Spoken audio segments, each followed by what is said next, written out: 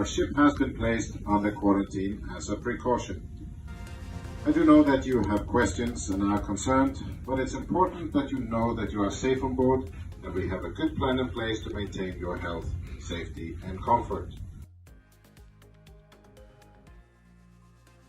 Captain of the Royal Caribbean cruise ship Quantum of the Seas making an announcement to passengers earlier this morning. Well, this comes as the ship returned to Singapore earlier than scheduled.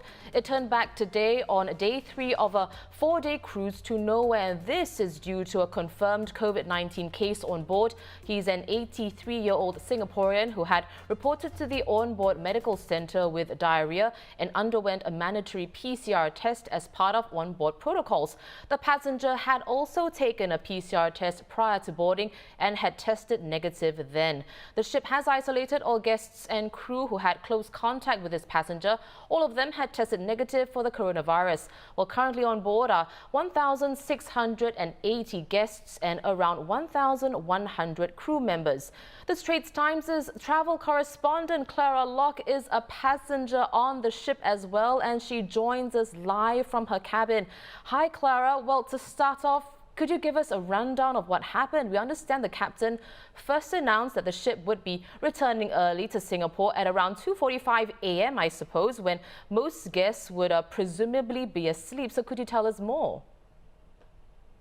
So we first got the news around 2:45 in the morning. I actually didn't hear the announcement because I was sleeping, but my colleague Jin Tay, our photographer, heard the news and then she gave me a call in my room. So that was when I tried calling a few other passengers and we sort of verified the information at around 3:30 in the morning. And um, at that point, we didn't really know very much, so we were just trying to wait a bit and find out a bit more about what was going on. Um, During the captain's first announcement, he said that if guests have questions, they can direct it to guest services, which I called. And they revealed that at that point, it was a suspected COVID patient, and that's why the ship was turning around. So, yeah, I imagine there must have been hundreds of queries, but they were really patient and they answered all the questions that we had, including should we pack? Are we going to disembark? What time are we going to get off the ship? Even though they didn't have a lot of answers, they tried to be as reassuring as possible at that point. Did you manage to go back to sleep after, Jin woke you up to let you know about what was going on overnight?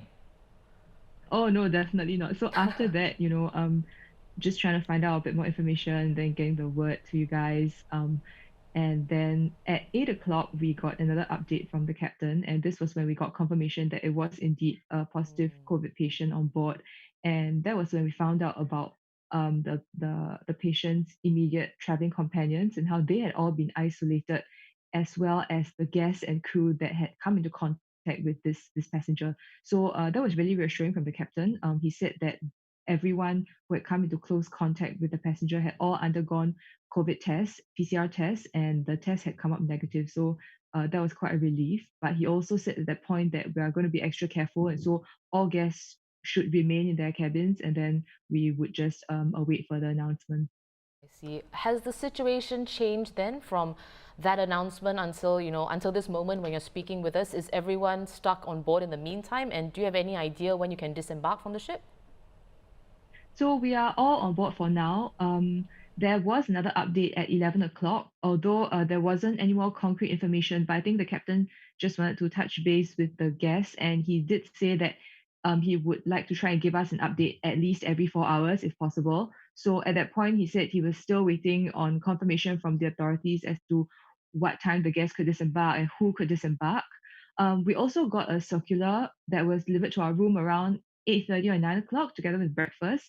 And that said that guests on board who were not close contacts of the passenger with who tested positive would be allowed to disembark and would undergo the rapid antigen test at the cruise terminal as was originally planned. So after that, if we test negative, we would be allowed to go back to our daily lives and would just be advised to monitor our health for the next 14 days. So that's the latest update, and we are waiting to see whether there will be any changes to that. But for now, all of us are in our cabins, and I think the staff are pretty strict about keeping us, indoors because when I heard voices from other cabins. I heard some kids, I heard some music, and then I poked my head out the corridor to see what was going on. But there were staff walking by, and they said, "I'm sorry, you need to stay in your cabin." So I think they are sticking quite strictly to these protocols. I see. Well, Clara, let's end off on a more personal note. How are you feeling throughout all of this? You mentioned reassurance earlier. Any feelings of fear, though? How do you think the situation has been handled so far? I think it's been handled really well, actually. The information has been very forthcoming, both from the captain over the PA system as well as in these statements from Royal Caribbean and in all these information that they're giving us. So I think that's very reassuring. It's always better to know than to be left wondering. And personally, I don't think I'm that scared. I mean, we've been in our rooms ever since there was any risk. And yeah, so I think we're just gonna wait it out and see what comes next. Well, thank you very much for joining us, Clara. We hope to see you soon off the ship. We've been speaking to travel correspondent Clara Locke, who's on board the Royal Caribbean cruise ship. Well, the ship is back in Singapore early after a passenger tested positive for COVID-19. Everyone is remaining on the ship in their cabins for now, and you can keep up to date with this developing story at straitstimes.com. Tune in to the big story at 5:30 p.m. where we'll have more details as well. I'm Olivia Quay. Thanks so much for watching.